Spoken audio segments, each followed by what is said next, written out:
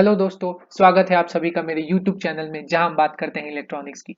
तो हमने PN junction diode चालू किया है और उसमें ढेर सारी चीजें हमने देखी हैं। तो मैं थोड़ा सा बस आपको ये रिवाइज कर दूंगा, ये पूरा जो समरी है। और इस लेक्चर में स्पेसिफिकली हम डिप्लीशन विथ के बारे में बात करेंगे कि डिप्लीशन विथ क्या है और वो किन चीजों पे डिपेंड करता है। और उसका एक छोटा सा डेरिवेशन भी देखेंगे कि डिप्लीशन विथ का actual formula in terms of built in voltage जो हमने प्रीवियस लेक्चर में देखा था, VBI, उसके टर्म्स में ये डिप्लीशन विथ का एक फॉर्मूला डिराइव करेंगे जो कि काफी पॉपुलर है और आपके गेट एग्जाम और ये सब में भी पूछते हैं।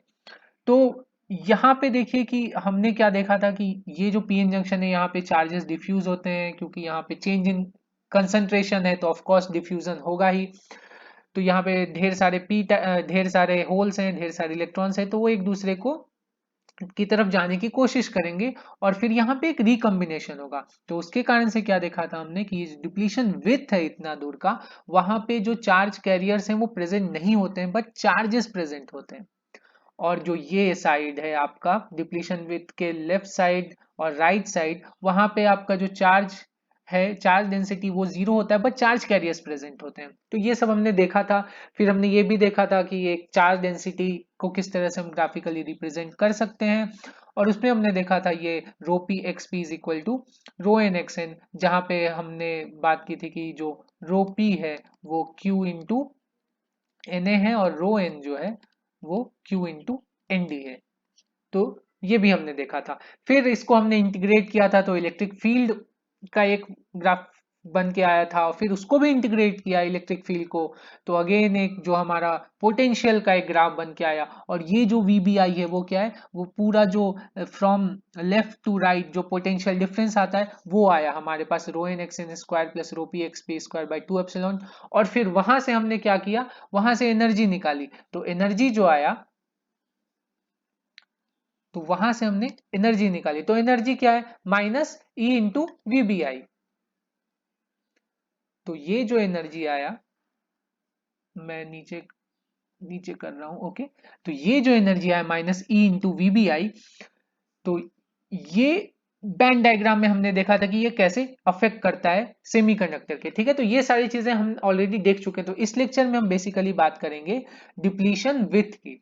तो डिप्लीशन विथ के बारे में हम स्टार्ट करते हैं। तो डिप्लीशन विद W क्या है हमारे पास, XP प्लस XN। ओके, मतलब जो लेफ्ट साइड है पी साइड में डिप्लीशन विथ और एन साइड में डिप्लीशन विथ। और यहां से मेरे पास VBI जो है ये हमारे पास ऑलरेडी हमें पता है, rho n x n square plus rho p x p square by 2 epsilon.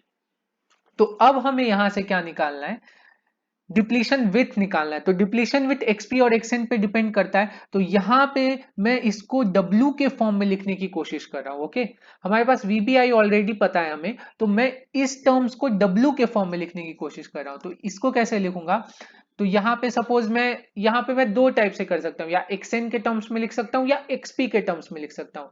तो मैं जनरली XN प्रिफर करता हूँ, N टाइप प्रिफर करता हूँ। तो यहाँ पे मैं लिखूंगा ये rho n x n square plus, यहां पे क्या लिख सकता हूं, रोपी एक्सपी इंटू एक्सपी। ठीक है, ये एक्सपी को मैंने तोड़ दिया। तो अब हमें पता है rho n x n is equal to rho p x p. तो ये जो रोपी एक्सपी है उसको मैं रो एन एक्स एन लिख सकता हूं, और ये डिवाइडेड बाई 2 एप्सिलॉन। तो यहां से क्या आ जाएगा, rho n x N common आ जाएगा और ये एक्स एन प्लस एक्सपी आ जाएगा, क्योंकि इसको मैंने इससे रिप्लेस किया है, डिवाइडेड बाई 2 एप्सिलॉन। तो ये आ जाएगा rho n x n by 2 epsilon into W. ठीक है, तो ये W के टर्म्स में आ गया है हमारे पास VBI, बट ये XN भी आ रहा है ना, तो XN को मुझे रिप्लेस करना है। तो ये कैसे रिप्लेस करता हूं, ये देखो। अब ये तो हमें दिख रहा है कि ये W माइनस XP है, बट यहां पे फिर से XP आ जाएगा। तो उसके लिए मैं क्या करता हूं, सिंपल, कि ये जो दो फॉर्म्स है हमारे पास, तो उसमें ये हमें पता है rho n x n is equal to rho p x p. तो यहां पे मुझे एक्स एन को रिप्लेस करना है, तो ये पूरा मैं एक्स एन निकालने की कोशिश करता हूं। तो ये rho n x n is equal to rho p, और ये क्या लिख सकता हूं, डब्ल्यू माइनस एक्स एन। ठीक है, तो rho n x n is equal to rho p into W minus rho p into x n.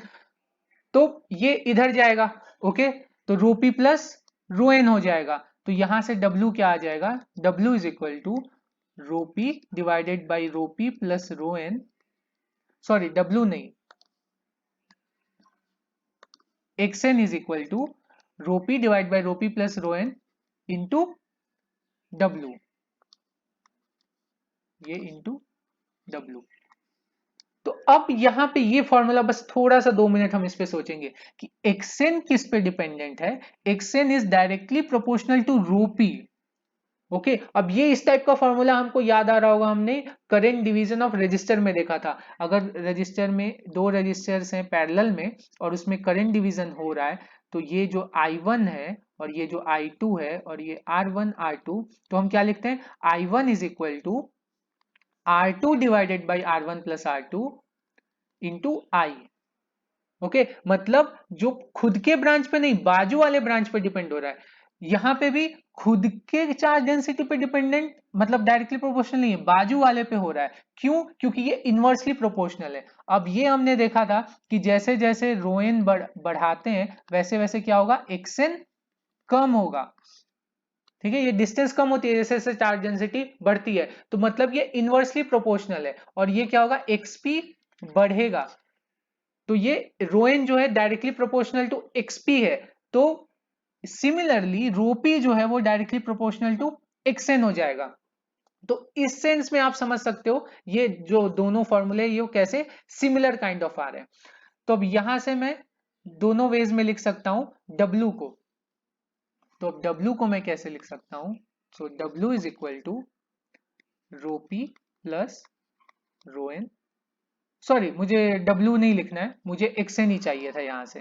तो एक्सएन को अब मैं क्या करूंगा, रिप्लेस कर दूंगा। तो हमारे पास क्या आया था ऑलरेडी, तो हमारे पास VBI आया था rho n x n by 2 epsilon into W, ये आया था। हमें अब एक्सएन को रिप्लेस करना, तो अब ये देखो मैंने एक्सएन के टर्म्स में लिखा है, इसको आप एक्सपी के भी टर्म्स में बना सकते हो। तो उसमें क्या आएगा, रोपी XP divided by 2 epsilon into W. हमने जब स्टार्ट किया था ना डेरिवेशन, तो एक्सएन के टर्म्स में लिखना स्टार्ट किया था, तो आप उसको एक्सपी के टर्म्स में भी कर सकते हो। यहां पे instead of this, sorry, instead of यहाँ पे एक्सपी को तोड़ा है, यहाँ पे आप एक्सएन को भी तोड़ सकते हो और ये फॉर्मूला आप डिराइव कर सकते हो। तो यहां से ये वाला आ जाएगा। अब मुझे क्या करना है, यहाँ पे एक्सएन को रिप्लेस करना है जो एक्सएन आया, तो VBI is equal to rho n, ठीक है, W में यहां लिख लेता हूं डिवाइड बाई 2 एप्सिलॉन, और एक्सएन क्या है हमारे पास, एक्सएन है हमारे पास rho p divided by rho p plus rho n into W. Okay, तो यहां से देखो ये W इंटू डब्ल्यू क्या हो जाएगा, W square, VBI is equal to W square into rho n by 2 epsilon into rho p divided by rho p plus rho n. तो अब मैं क्या करूंगा, मुझे W चाहिए तो मैं W को एक तरफ रखूंगा, बाकी सबको एक तरफ रखूंगा। तो W square is equal to 2 epsilon upon VBI, sorry 2 epsilon upon VBI नहीं होगा, 2 एप्सिलॉन VBI होगा, 2 एप्सिलॉन VBI, ठीक है, उधर गया इनटू ये हो जाएगा rho p plus rho n divided by rho p rho n. Okay, तो यहां से क्या आ जाएगा निकल के हमारे पास, अब यहां से हमारे पास निकल के आ जाएगा ये W is equal to root under 2 epsilon VBI, और ये 1 अपॉन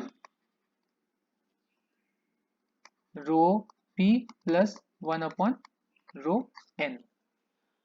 ओके, तो यहां से हमारे पास W का फॉर्मूला बन के आया in terms of charge densities and built in potential. Okay, अब इसमें एक और चीज देखते हैं कि हमें पता है रो पी इज इक्वल टू क्या है, Q इंटू एन ए, और रो एन इज इक्वल टू क्या है, Q इंटू एन डी।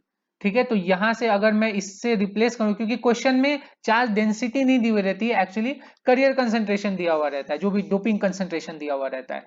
तो W इज इक्वल टू क्या हो जाएगा, root under 2 epsilon by Q हो जाएगा, क्योंकि यहां से Q कॉमन निकलेगा, और ये VBI 1/NA प्लस 1/ND।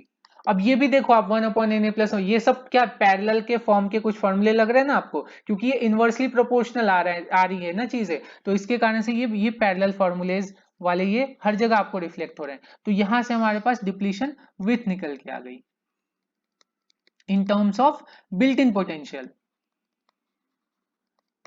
ठीक है, अब यहां पे देखते हैं, थोड़ा समझने की कोशिश करते हैं कि यहां पे हमें क्या दिख रहा है कि जैसे जैसे VBI बढ़ेगा वैसे वैसे क्या होगा, W बढ़ेगा। यहां से हमें पता चल रहा है, बट ये एक्चुअली में ना सही नहीं है। क्यों सही नहीं है, अब VBI आप बढ़ा रहे हो तो VBI कैसे बढ़ेगा, तो ये क्या देखा था, KT/Q ln NAND by NI², ये हमने देखा था। तो VBI आप कैसे बढ़ाओगे, आप NAND को बढ़ाओगे, NAND को बढ़ाओगे, तो VBI बढ़ाने के लिए आप NAND को बढ़ाओगे, बट ये क्या LN में है, तो ये उतनी तेजी से नहीं बढ़ेगा। बट जैसे ही आप Na और ND को बढ़ाओगे, ये टर्म जो है बहुत तेजी से डिक्रीज होगा। तो जैसे ही आप VBI बढ़ाओगे वैसे ये जो बाजू वाला टर्म है ना, वो उससे ज्यादा तेजी से डिक्रीज होगा, और ये विथ डिक्रीज हो जाएगी। ठीक है, तो इसलिए करियर कंसंट्रेशन बढ़ाओगे तो विथ रिड्यूस हो जाएगा, और ये प्रैक्टिकली हमें ये समझ में भी आ रहा है क्यों होगा। क्यों होगा ऐसा, विथ क्यों रिड्यूस होनी चाहिए जैसे ही बढ़ाएंगे, क्योंकि अब ये हमने पहले लेक्चर में भी देखा था कि यहाँ पे जब डिप्लीशन विथ है, ठीक है, अब यहाँ पे कुछ चार्जेस जा रहे हैं इधर, और यहाँ से चार्जेस बोल रहा हूँ, यहाँ पे सपोज होल्स हैं, होल्स इधर जा रहे हैं और यहाँ से इलेक्ट्रॉन्स इधर आ रहे हैं।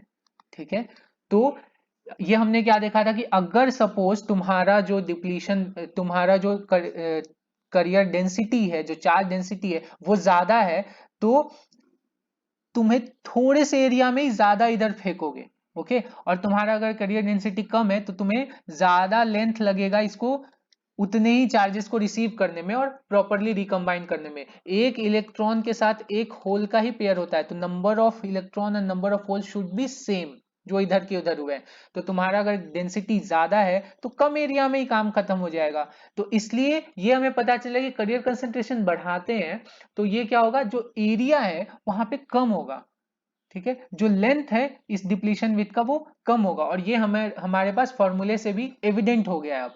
ओके, तो इसलिए इसमें थोड़ा सा ट्रिकी पार्ट है, आप डायरेक्टली वीबीआई और डब्ल्यू को डायरेक्टली रिलेट नहीं कर सकते हो। ये जो डायरेक्टली, ये जो फॉर्मूला है इसमें आप डायरेक्टली रिलेट नहीं कर सकते हो वीबीआई और डब्ल्यू को, तो आपको ये टर्म भी देखना पड़ेगा, बस इतना ही ध्यान रखना है इसमें, और कुछ नहीं। और इसमें एक अगर आप डेरिवेशन में थोड़ा बहुत भी इधर उधर करते हो तो ये आपका क्यू मिस हो जाएगा।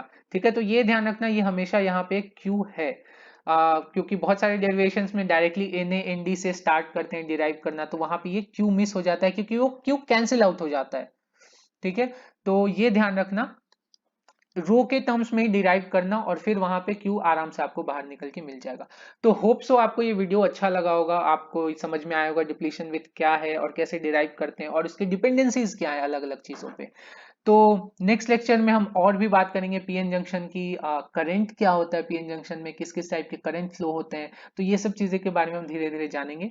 और अगर आपको मेरे वीडियोस पसंद आ रहे हैं तो प्लीज़ मेरे चैनल को सब्सक्राइब कीजिए, मेरे वीडियोस को लाइक कीजिए, और आपको कोई भी डाउट है तो प्लीज़ कमेंट सेक्शन में मुझे बताइए, मैं उसको पूरी तरह सॉल्व करने की कोशिश करूंगा। तब तक के लिए पढ़ाई करते रहिए, मेरे वीडियोस देखते रहिए। Take care, good bye.